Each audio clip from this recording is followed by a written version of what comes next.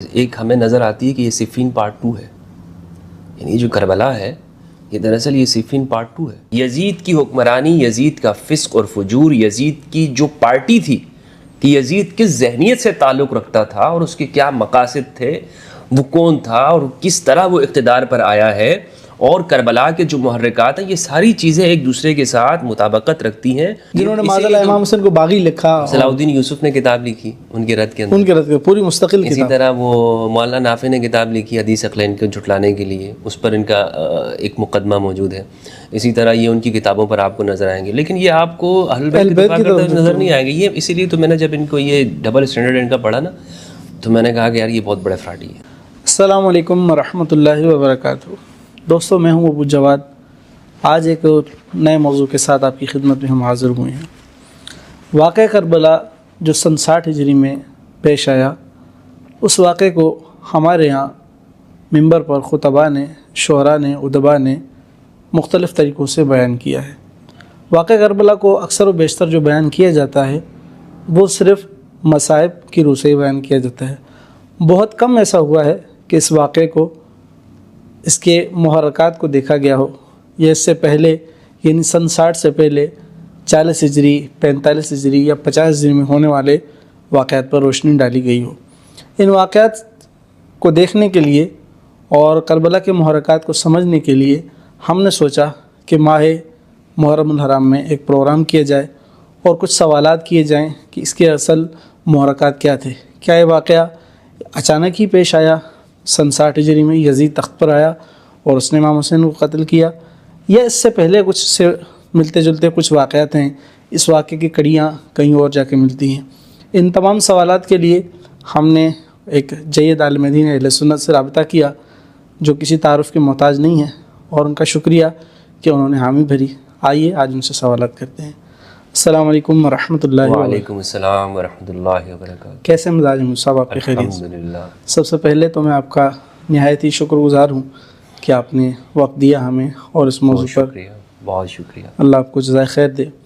جیسا کہ ابتدا میں نے گزارش کی کہ واقعہ کربلا جو ہمارے یہاں عموماً بیان کیا جاتا ہے، اس کو صرف مصائب کے طور پر، یعنی جو امام حسین علیہ السلام سے واقعہ کربلا میں پیش آئے، ان کی شہادت یا ان کے بچوں کی شہادت، حضرت علی اصغر کی شہادت اور دیگر جو خانوادہ اہل بیت کی شہادتیں ان کو بیان کیا جاتا ہے۔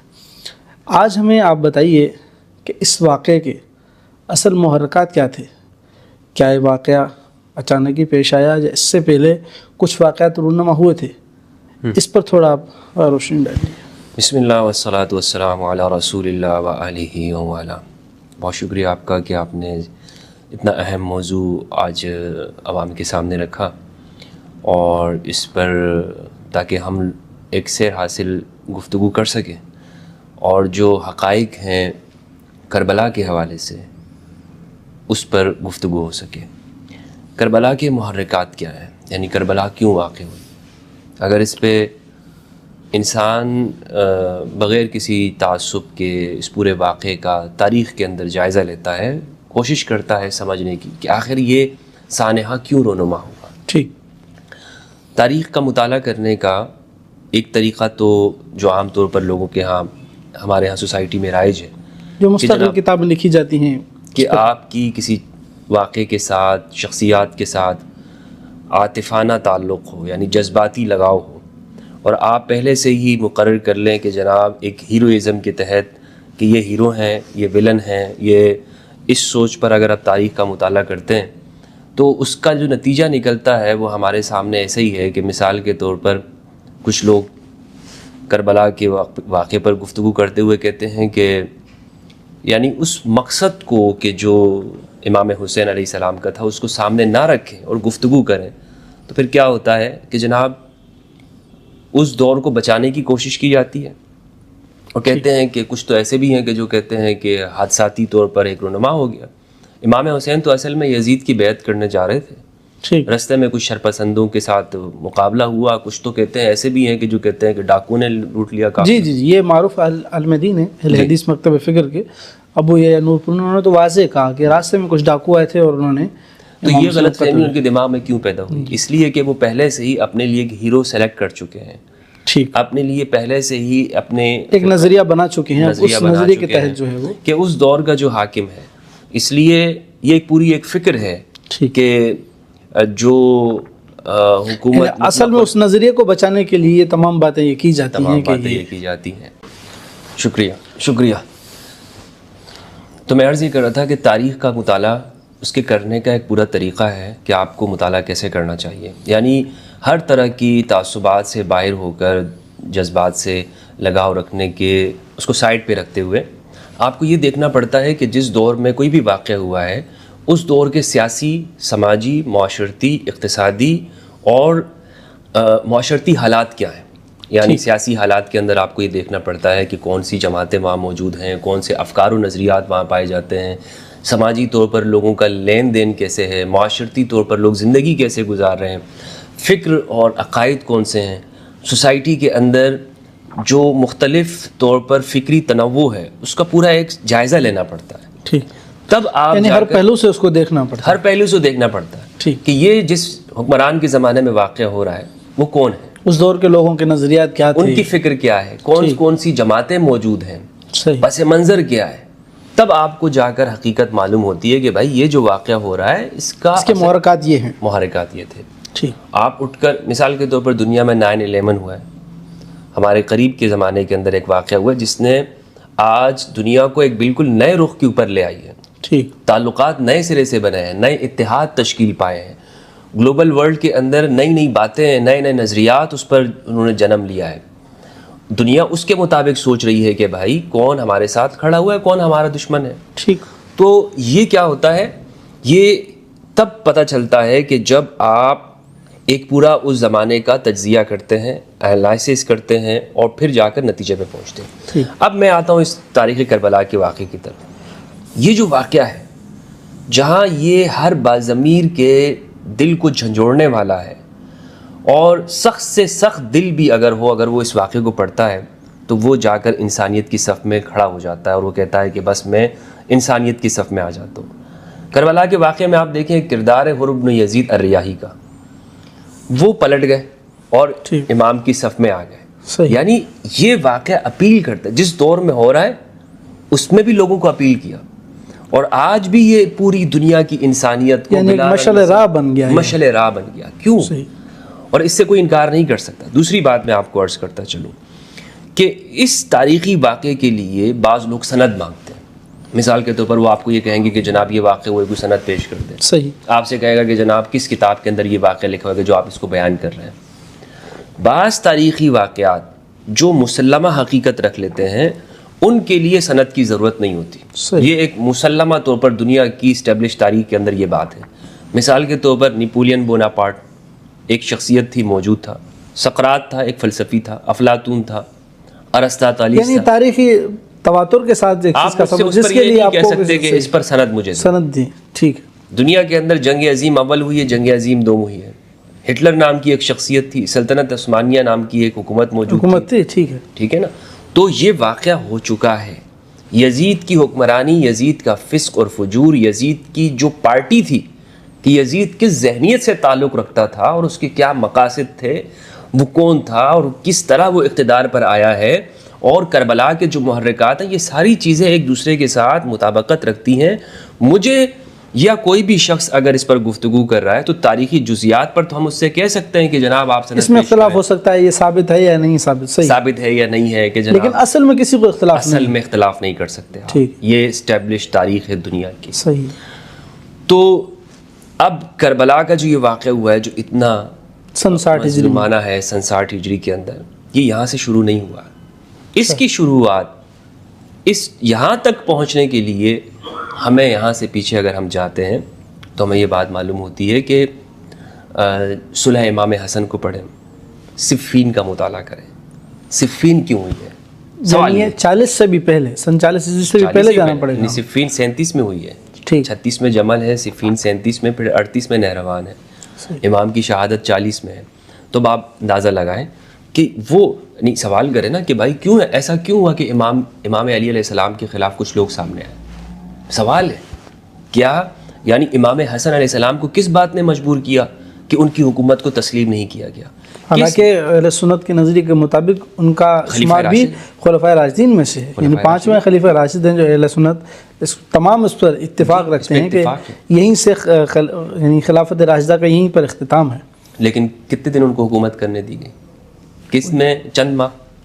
ان کو ملا کر ہی آپ 30 سال بناتے ہیں نا، بالکل، جو خلافت راشدہ کی جو یعنی جو خلافت جو ٹائم پیریڈ ہے، جو 30 سال والی جو مولا سفینہ کی جو روایت ہے، تو یہ چند ماہ کیوں؟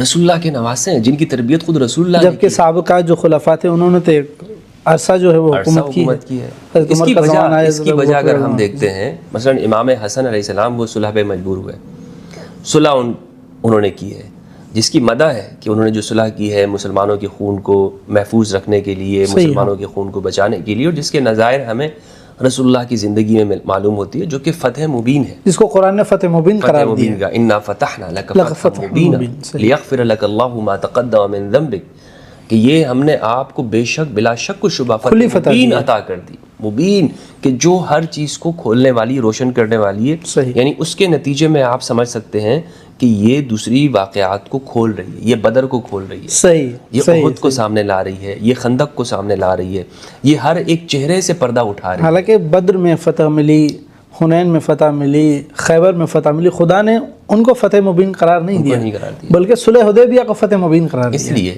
کہ وہاں پر یہ بات معلوم ہو گئی کہ کون صلح چاہ رہا ہے، کون جنگ چاہ رہا ہے، وہاں یہ بات معلوم ہو گئی کہ امن پسند طبقات کون ہیں اور جنگ کرنے والے کون ہیں۔ وہاں پر رسول اللہ کا مقصد عظیم، آپ کی بعثت کا جو مقصد ہے وہ سامنے آیا کہ ہم آپ کو رحمت للعالمین بنائے، آپ جنگ کرنے کے لیے نہیں آئے، آپ کا مقصد تو امن ہے، آپ کا مقصد تو دیکھیں اس میں جو شرائط، یعنی جنگ ایک آخری سٹیپ ہے، جس پر آخری سٹیپ ہے، اور وہ بھی اسلام کے اندر ہے، لیکن اسلام کیا چاہتا ہے؟ امن چاہتا ہے۔ تو وہاں پر مسلمانوں کی ایک اخلاقی طور پر قریش کی جو جماعت ہے، قریش کی جو پارٹی ہے، اس پر فتح ہو گئی۔ یہ دو جماعتیں شروع سے چلی آ رہی ہیں، ایک جماعت قریش ہے جو بنو امیہ اس کے افراد ہیں، جس کے افراد کچھ قبائل کے لوگ ہیں، اور دوسری جانب ایک جماعت وہ ہے کہ جو جماعت رسول اللہ کی ہے، جس کے اعلیٰ افراد جو کیبنٹ کے ممبران ہیں وہ بنی ہاشم کے افراد ہیں، اور اس میں انصار اور مہاجرین قرآن مجید جن کو قرار دیتا ہے، وہ افراد جو جماعت رسول اللہ صلی اللہ علیہ وآلہ وسلم نے بنائی ہے، اور یہ آخر تک چلی آ رہی ہے امام حسن، امام حسین اور امام علی علیہ السلام تک، جو ساتھ ساتھ رہی ہے۔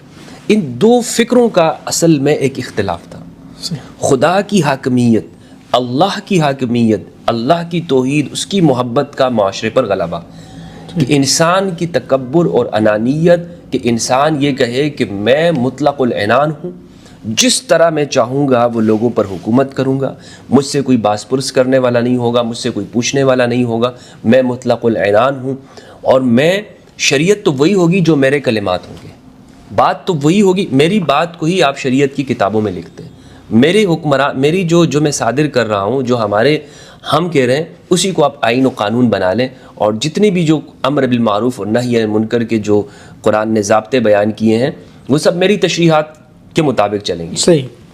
امام حسین علیہ السلام، آپ یہ دیکھیں کہ اہل البیت وہ ہیں کہ جنہیں رسول اللہ صلی اللہ علیہ وآلہ وسلم نے اس امت کے لیے رہنما بنایا، کہ یہ تالیہ قرآن ہے، یہ قرآن کے ساتھ ساتھ چلیں گے، آپ رہنمائی ان سے لیں گے۔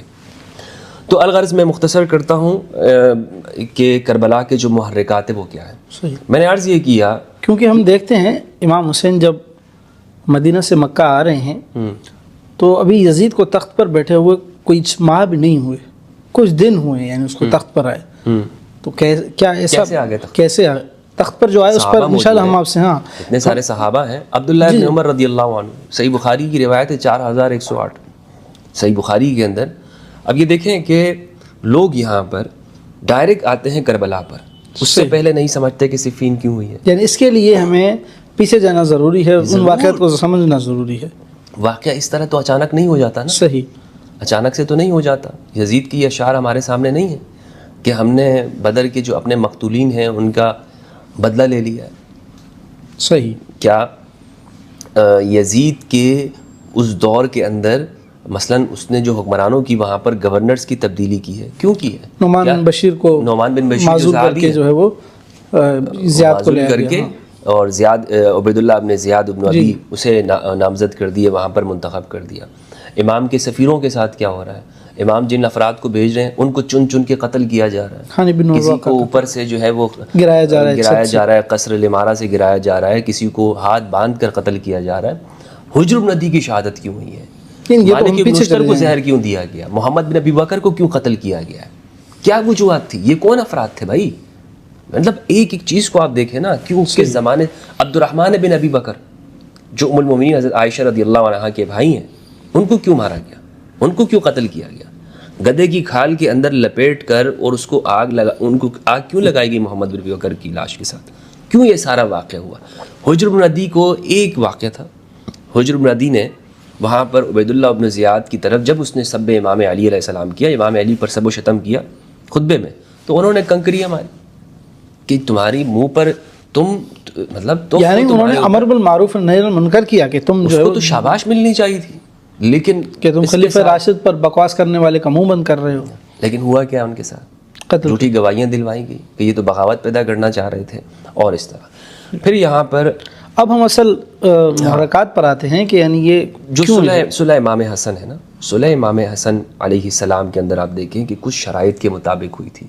صلح امام حسن در حقیقت اگر ان شرائط کا آپ ذکر کر دیں, ان میں سے وہ جو شرائط ہوئی, یعنی یہ پورا جو واقعہ ایک سیز فائر تھا کہ ہمارے اور آپ کے درمیان میں, جیسے ابھی ایران ہو جاتا ہے جی ہمارے اور آپ کے درمیان میں جنگ نہیں ہوگی, ایک معاہدہ قائم ہوا ہے. کب تک نہیں ہوگی جنگ؟ یہ کب تک نہیں ہوگی؟ یعنی امیر شام اور امام حسن کے درمیان میں یہ جنگ نہیں ہوگی. ہم صلح کرتے ہیں, لیکن کن کن شرائط کا مطلب یہ ہوتا ہے. ٹھیک ہے, صلح کا مطلب یہی ہے کہ ہم نے کوئی شروط پر آپ نے صلح کی ہے. یعنی اگر ان میں سے کسی ایک شرط کی خلاف ورزی کی گئی تو جنگ ہوگی, صلح ٹوٹ جائے گی. صلح ٹوٹ جائے گی, جو معاہدہ تھا وہ ٹوٹ گیا تو صحیح. تو اس لیے امام حسن نے وہ شرائط پیش کی. ان میں سے جو صحیح روایات ہیں, جیسے مثال کے طور پر طبقات ابن سعد کے اندر موجود ہے, تاریخ مدینہ ابن شبہ کی, اس میں یہ شرائط موجود ہے. ابن خلدون تک نے اس کو ذکر کیا ہے. شرط ابن حسیر الجزری نے اسد الغابہ کے اندر امام حسن کے حالات کے اندر یہ ذکر کیا ہے. ابن کثیر نے البدایہ کے اندر امام حسن کی زندگی میں بنیادی شرط یہ ہے کہ یہ معاویہ کے بعد واپس اہل البیت کے پاس آئے گی.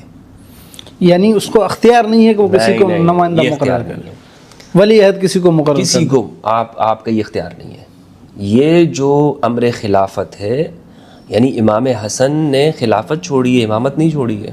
یعنی جو حکومت تھی اس کو چھوڑا, حکومت واپس, یعنی آپ صرف آپ کی جنگ اس وجہ سے ہے نا کہ حکومت ہمارے پاس کیوں نہیں ہے, کیوں نہیں, تو یہ آپ لے لیجئے, صلح ہم کرتے ہیں, لیکن قرآن و سنت پر عمل کیجئے. قرآن و سنت پر عمل ہوگا. اسی طرح آپ حضرت علی پر سب نہیں ہوگا.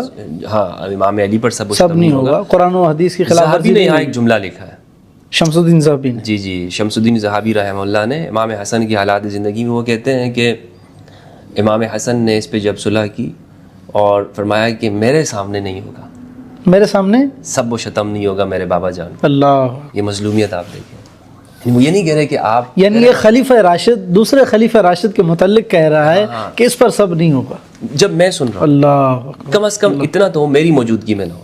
یعنی بہت حد تک آپ اپنے اس سے شرائط پر نیچے درجے پر بھی آپ آئے. اگر آپ کچھ بھی نہیں مانتے تو یہ کیجیے گا کہ ہم اہل البیت کے سامنے علی کو برا بلا ہمارے سامنے کم از کم آپ نہ کر. یہ ذہبی نے اس کو لکھا. ٹھیک ہے, یعنی یہ شرائط تھی. یہ شرائط تھی. اب آپ جائزہ لیجئے, جب صلح حسن ہو جاتی ہے تو اسی وقت سے ہی جو حکمران بنے ہیں ان کی جانب سے یہ کوشش شروع ہو گئی کہ اپنے بیٹے کے لیے یعنی یزید کے لیے وہ لوگوں سے بیعت لیتے رہے. اب جناب یہ بیعت کیسے لی گئی, کس طرح سے ان سے یہ بات منوائی گئی, اور کیسے لوگ اس پہ راضی. لوگ کہتے ہیں نا کہ بھائی دیکھیں بڑے بڑے صحابہ نے بیعت کر لی, عبداللہ ابن عمر نے کر لی, ابن عباس نے کر لی, فلاں نے کر لی وغیرہ وغیرہ. او بھائی اس کا ذرا آپ جائزہ تو لیں, کتابوں کی ورگردانی کریں اور کچھ نہیں. اگر ہماری باتیں آپ کو یہ لگتی ہیں کہ ہم آپ کو جو ہے نا جھوٹی قصے کہانی تبری سے سناتے ہیں, تبری کا والا نہیں دوں گا آپ کو.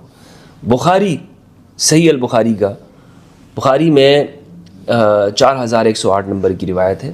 عبداللہ ابن عمر رضی اللہ عنہ, یہ صلح حسن کے بعد کا واقعہ ہے. صحیح, کہ جب معاویہ بن ابی سفیان وہ حج کے ارادے سے مدینہ آتے ہیں, اور اسی موقع کے اوپر وہ صحیح مسلم کی 6220 نمبر کی روایت بھی ہے.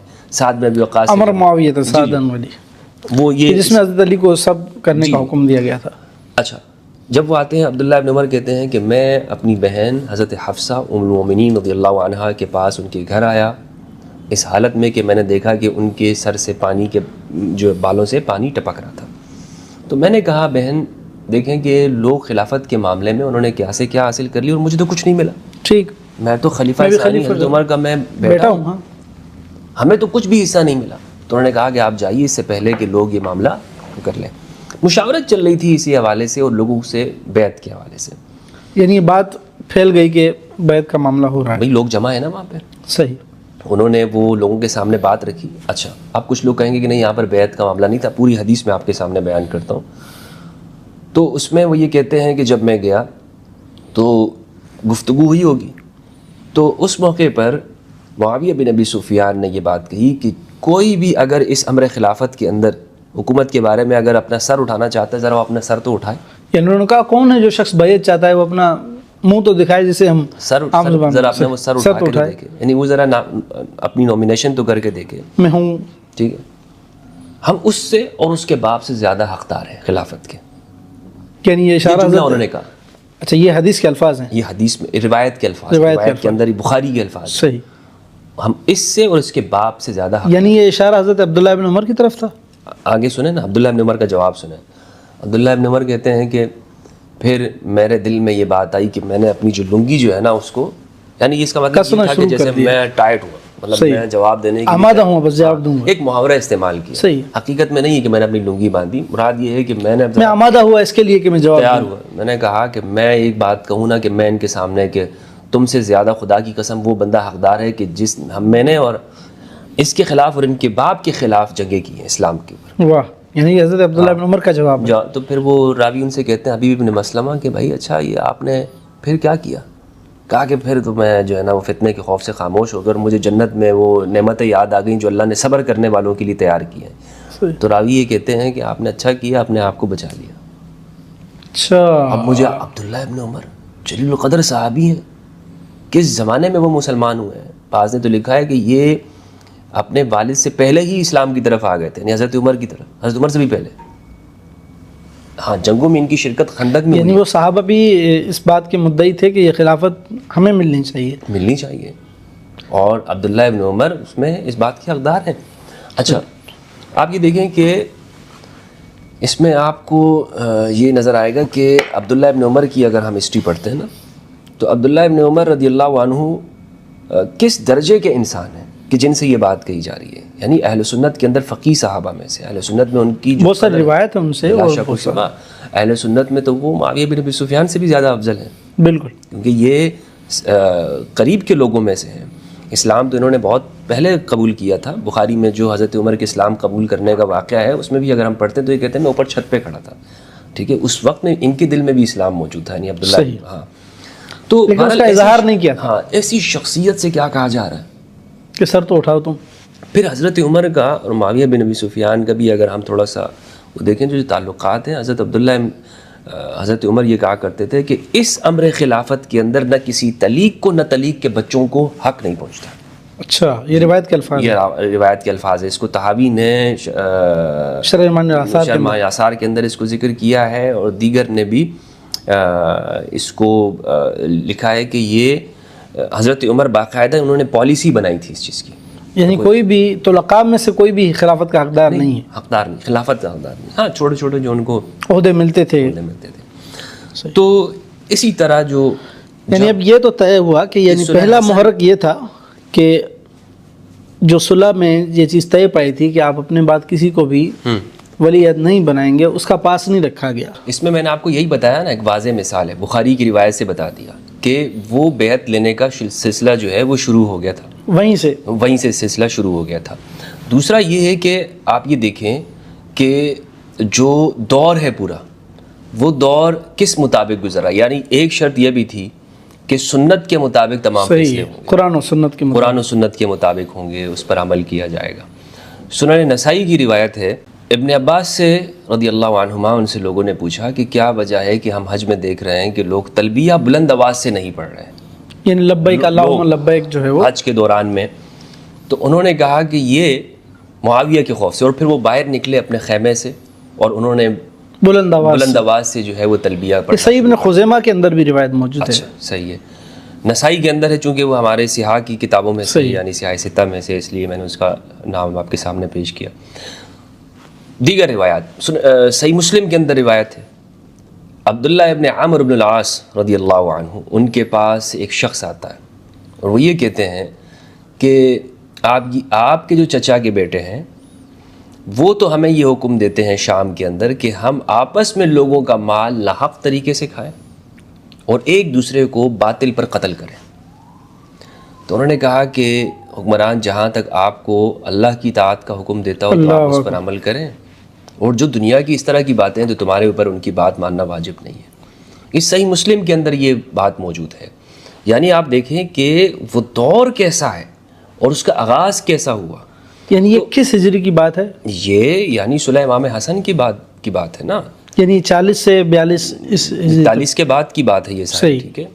اور اس پورا جو یہ 20 سال کا دور ہے، معاویہ بن ابی سفیان کی جو حکومت ہے شام کے اوپر، وہ 40 سال رہی ہے، 40 سال رہی ہے۔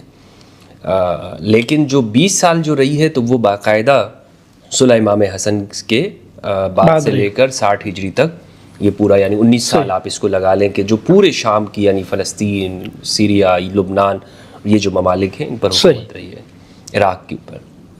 الغرض یہ ہے کہ وہ دور ایسا تھا، اور یہ میں آپ کے سامنے وہ چیزیں پیش کر رہا ہوں کہ جو ہماری صحیح حدیث کی کتابوں میں، یعنی سیاہ میں مسانید کے اندر، طبری یا کوئی جو ہماری تاریخ ہے جس میں، اس میں اور بھی بہت ساری چیزیں ہیں اور بھی بہت سارے واقعات ہیں۔ جیسے حجر منادی رضی اللہ عنہ کی شہادت ہے، حضرت عائشہ رضی اللہ عنہا کو جب یہ واقعہ اس کی خبر ملی تو وہ بہت غصے ہوئیں۔ سیرت عائشہ کے اندر سلیمان ندوی نے جو الفاظ لکھے، آپ وہ دیکھیں کہ وہ کیا لکھ رہے ہیں ان کے بارے میں۔ انہوں نے حضرت عائشہ رضی اللہ عنہا کے حوالے سے لکھا کہ انہوں نے کہا کہ کیا انہوں نے ذرا بھی صبر نہیں کیا معاویہ بن ابی سفیان نے۔ پھر وہ جب آئے اور جب ملاقات ہوئی تھی حضرت عائشہ سے، تو حضرت عائشہ بہت ناراض ہوئی ان کی کہ تم نے صبر کیوں نہیں کیا۔ تو انہوں نے کہا کہ مجھے ان کے بارے میں اس طرح کی خبریں ملی تھی اور ان کا اور میرا معاملہ جو ہے نا اللہ کے حوالے ہے۔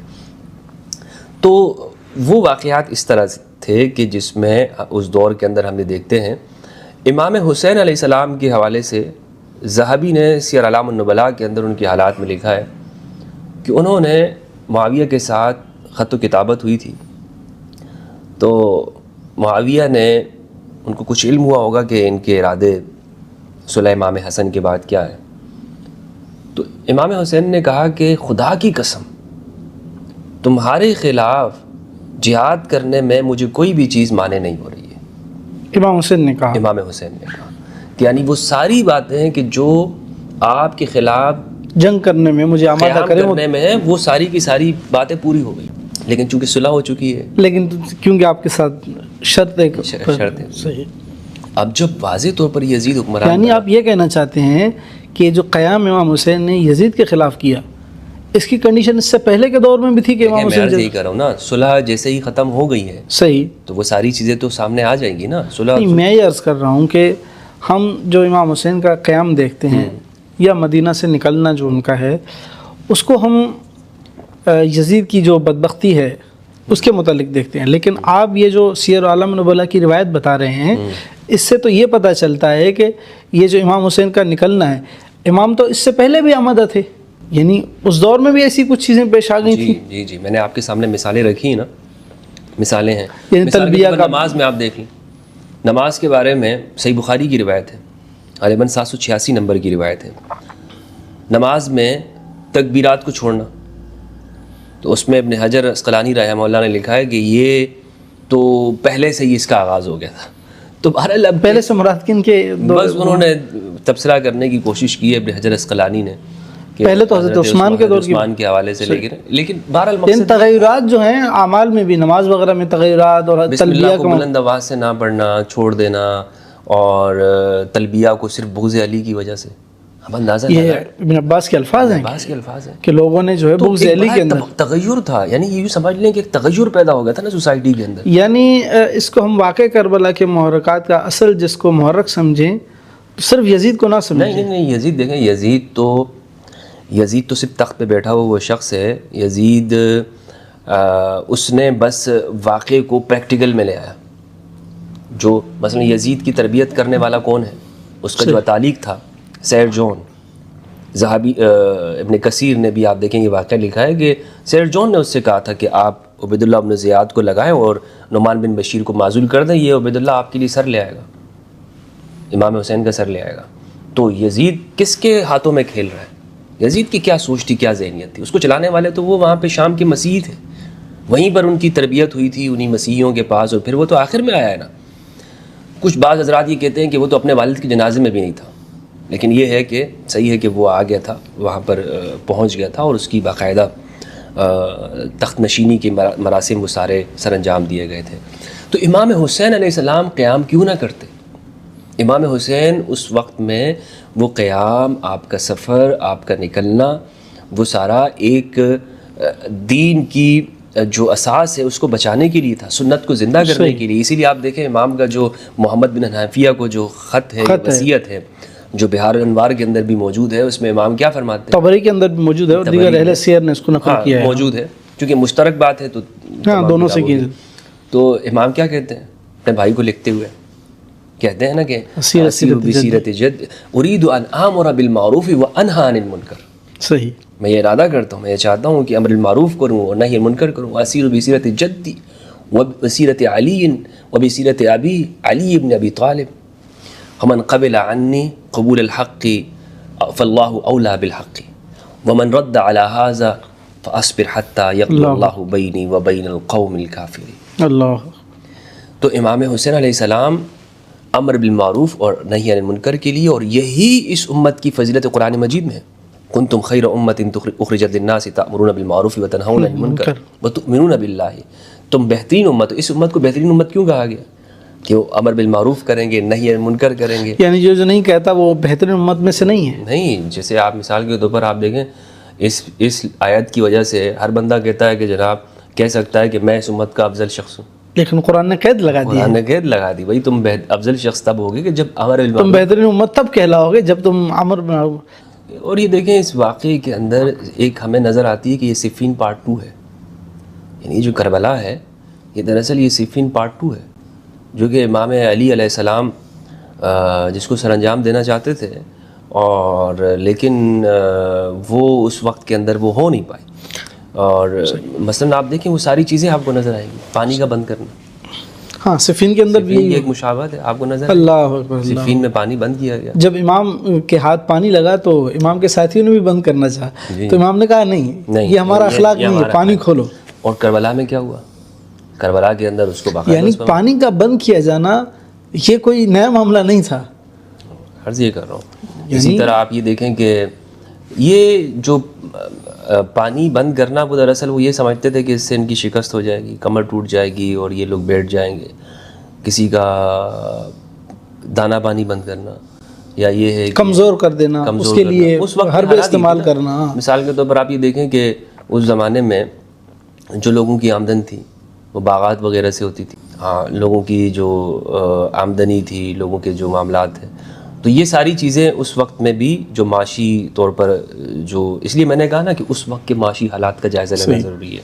آپ جو ہے وہ ایک عام قاری کو، ایک عام سنی نوجوان کو، یا جو ہم بھی ہمارے سننے والے ہیں، اس واقعہ کربلا کو پڑھنے کے لیے، یعنی جو محرکات ابھی اب کیونکہ وقت نہیں ہے کہ ہم اس کو ایک ایک چیز کو تفصیل سے بیان کریں، آپ نے کیونکہ جزوی طور پر کچھ چیزوں کا ذکر کیا ہے، اس کو پڑھنے کے لیے کس کتاب کو پڑھنا چاہیے، کون سی کتاب ہے، یا کن تاریخی کتابوں کا بالاستیاب مطالعہ کرنا ضروری ہے، تاکہ ہمیں تمام واقعات اور محرکات کا پتہ چلے کہ جو یعنی تاریخی طور پر سامنے یہ کتاب رکھی ہے، اور یہ کتاب ڈاکٹر حسن عباس صاحب نے لکھی ہے امام علی کی بایوگرافی کے اوپر، دا پروفیٹ ایئر کے اوپر، دا پروفیٹ ایئر کے نام سے۔ ایک تو آپ اس کتاب کا ضرور مطالعہ کریں، اگر آپ انگلش میں پڑھنا چاہتے ہیں تو انگلش میں بھی ہے، اردو میں، تو اس سے آپ کو پورا ایک تاریخی بیک گراؤنڈ معلوم ہوگا۔ یعنی یہ کربلا سے پہلے نہیں ہے، اس میں کربلا نہیں ہے، اس میں کربلا، میں کربلا کے متعلق پوچھ رہا ہوں، لیکن یہ پڑھیں گے آپ کو یہ کربلا سے پہلے کی بات ہے، ایک پورا یعنی امام علی کی شہادت امام تک جو ہے وہ کیا اسباب۔ اس کے بعد کون سی کتاب؟ اس کے بعد جو کتابیں ہمارے معاصرین نے لکھی ہے، مثال کے طور پر آپ مولانا مودودی سے شروع کر سکتے ہیں، خلافت و ملوکیت میں اس میں شرائط پہ ذکر کیا گیا ہے، صحیح۔ پھر جسٹس ملک علی صاحب کی جو کتاب ہے آپ اس کو پڑھ اس کے جوابات میں جو ہے آپ اس میں تفصیل کے ساتھ بدعتوں کا اور سنتوں میں تبدیلیوں کا. اچھا، شفیع اوکاڑوی صاحب کی ایک کتاب ہے، شفیع اوکاڑوی صاحب نے لکھی امام پاک کے نام سے. اور اسی طرح آپ مولانا قاری طیب صاحب جو دارالعلوم دیوبند کے محتمم تھے، جلیل القدر عالم ہیں، انہوں نے شہید کربلا کتاب لکھی ہے. مفتی شفیع جو شفیع عثمانی صاحب رحمہ اللہ دارالعلوم دیوبند کے محتمم، شہید کربلا کے نام سے ان کا ایک عثمانی رسالہ صاحب کے والد صاحب، انہوں نے ایک رسالہ لکھا ہے، مختصر سا رسالہ، بہت بہترین ہے. اس میں بھی انہوں نے یہ ساری باتیں جو میں نے کہی، یہ ساری باتیں انہوں نے یہی لکھی ہیں. اچھا، ہاں، انہوں نے کربلا کو یہاں سے سٹارٹ نہیں کیا، انہوں نے کربلا کو وہاں سے ملوکیت سے سٹارٹ کیا، مفتی شفیع صاحب نے. صحیح. تو میں حیران ہوں کہ ان کے والد کیا لکھ رہے ہیں اور تقی عثمانی صاحب کیا کر رہے ہیں. اچھا، ان کے والد نے جو حق لکھا ہے. شیعہ علماء نے بھی کوئی اس پر لکھا ہے کچھ آپ کے ذہن میں ہے کہ جس نے شیعہ علماء کا واقعہ کربلا کے حوالے سے جو میری نظر میں جو اگر کتاب ہے تو مولانا نقن صاحب نے، سید العلماء جنہیں کہا جاتا ہے، علامہ نقن، جی علی نقن نقوی، جنہوں نے نہج البلاغہ کے شروع میں جو مولانا مفتی جعفر حسین صاحب نے جو لکھا، اس کے مقدمہ لکھا ہے، بڑا بہترین جو مقدمہ ہے. مطلب اگر آپ وہ پڑھ لیں تو آپ کو تمام اعتراضات سمجھ میں آ جائیں گے. صحیح. اس کو تفسیر بھی ہے ان کی غالباً فصل الخطاب کے نام سے. اچھا، وہ تفسیر. جی جی جی. تو باقی ہے کہ ان کے علاوہ مجھے میرے ذہن میں نہیں کہ شیعہ علماء ان کی کتاب یعنی شہید انسانیت کو پڑھنا شہید انسانیت کو پڑھنا چاہیے. شہدائے کربلا جو ان کا رسالہ ہے. ابوالکلام آزاد نے اس پر گفتگو کی ہے. اور اسی طرح بہت سارے. تاریخ طبری کو 40 ہجری سے 60-61 تک پڑھنا یا کافی نہیں رہے گا؟ دیکھیں، تاریخ طبری میں بہت ساری چیزیں یہ ہیں کہ ہم اس میں سے قاری اپنے لیے کون سی بات لیتا ہے. ہاں، اپنے متعلق میں اضافے کی تو انسان پڑھ سکتا ہے. صحیح. نہیں، ان محرکات کو جاننے کے لیے، یہ جو آپ نے محرکات ذکر کر دی، ان کے لیے خاص کوئی یعنی پڑھنی چاہیے. طبری آپ پڑھیں، ابن کثیر پڑھیں، اردو میں ابن کثیر بھی موجود ہے. اسی طرح خاص طور پر جو یہ خلافت و ملوکیت، یعنی خاص طور پر آپ کہیں کہ اس کو پڑھنا چاہیے. الغابہ اردو میں بھی موجود ہے. اس میں آپ یہ 3 کام کر لیں.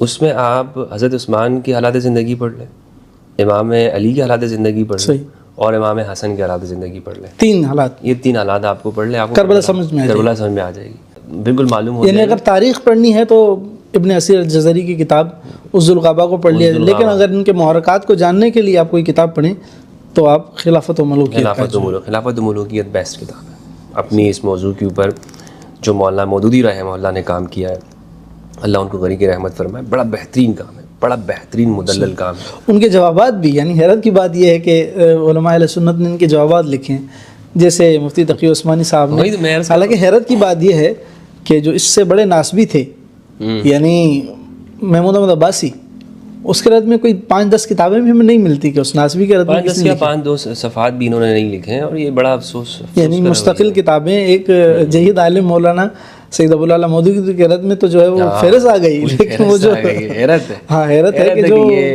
جنہوں نے معاذ اللہ امام حسن کو باغی لکھا. صلاح الدین یوسف نے کتاب لکھی ان کے رد کے اندر، ان کے رد کے پوری مستقل کتاب. اسی طرح وہ مولانا نافع نے کتاب لکھی حدیث عقلین کو جھٹلانے کے لیے، اس پر ان کا ایک مقدمہ موجود ہے. اسی طرح یہ ان کی کتابوں پر آپ کو نظر آئیں گے، لیکن یہ آپ کو اہل بیت کی دفاع کرتے نظر نہیں آئے گا. یہ اسی لیے تو میں نے جب ان کو یہ ڈبل اسٹینڈرڈ ان کا پڑھا نا، تو میں نے کہا کہ یار یہ بہت بڑا فراڈی ہے.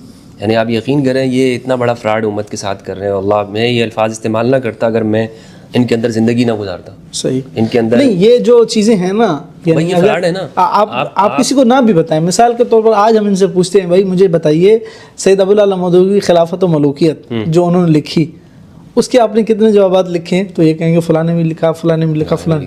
پھر اب ان سے پوچھا جائے امام حسین کو معاذ اللہ باغی کہنے کے لیے جو محمود ابو عباسی ناسبی نے کتاب لکھی، اس کے رد میں آپ نے کیا لکھا ہے؟ سلفی علماء نے، دیوبندی علماء کتنا پروموٹ کرتے ہیں ہاں اس رد کو، آپ کتنا آپ کی لائبریریوں میں آپ مانگنے جائیں اس کا رد آپ کو نہیں ملے گا.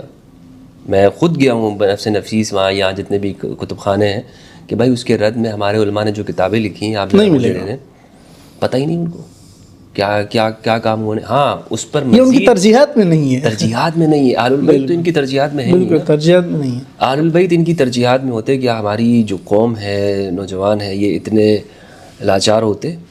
مثلا امام علی کی خلافت کے اوپر انہوں نے کتنا کام کیا ہے.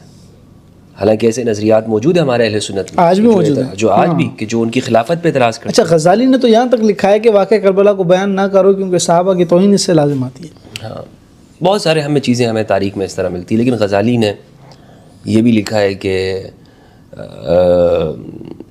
اس امت کے حوالے سے جو واقعہ کربلا کے اوپر ان کا جو اسٹیٹمنٹ موجود ہے، اپنے کشف اور اپنے تاثرات انہوں نے ذکر کیے ہیں کہ اس میں سے ایک ایک شخص کے بدلے میں اللہ سبحانہ و تعالیٰ وہ 1000 فرد کو یعنی قتل کرے گا اس امت میں. ایسے ان کی کشف بھی اس طرح کے موجود ہیں. تو غزالی میرے نزدیک جو ہے نا، غزالی ایک صوفی، ایسے ان کی اپنی زندگی کے حالات، صوفیوں کا جو ہے نا، صوفیوں کے اوپر حالات طاری ہوتے ہیں. صوفی کبھی بھی وہ ایک حالت میں نہیں ہوتا. صوفی آدمی جو ہے رموز ہیں ان کے رموز ہیں. ان پر کبھی سکر کے حالات ہوتے ہیں، کبھی سہو میں ہوتے ہیں، کبھی کس کیفیت میں ہوتے ہیں. اس لیے صوفی کی کتابیں صرف اسی جگہ صوفیت میں ہی معتبر ہیں. صحیح. تاریخ میں صوفی معتبر نہیں ہے. یعنی اس لیے وہ اپنی ایک جگہ کے اوپر ہے. تو بہرحال یہ ہمارے سامنے محرکات ہیں جو ہم نے بغیر کسی تعصب کے اور بغیر اہل سنت کی کتابوں سے میں نے چاہا کہ آپ کے سامنے پیش کروں. آپ وہ اسکرین پر چلا دیجیے. اسکین بھی ہو جائیں گے، لوگوں کے سامنے ہو جائیں گے. تو ناظرین، ہم آپ سے اجازت چاہتے ہیں. مختصر وقت میں ان تمام محرکات کو ایک ایک کر کے بیان نہیں کیا جا سکتا. جزوی طور پر مفتی صاحب نے وقت دیا. انشاءاللہ اللہ نے چاہا تو ایک اور موضوع کے ساتھ انشاءاللہ ہم آپ کی خدمت میں حاضر ہوں گے. اب تک اجازت دیجیے. السلام علیکم ورحمۃ اللہ وبرکاتہ.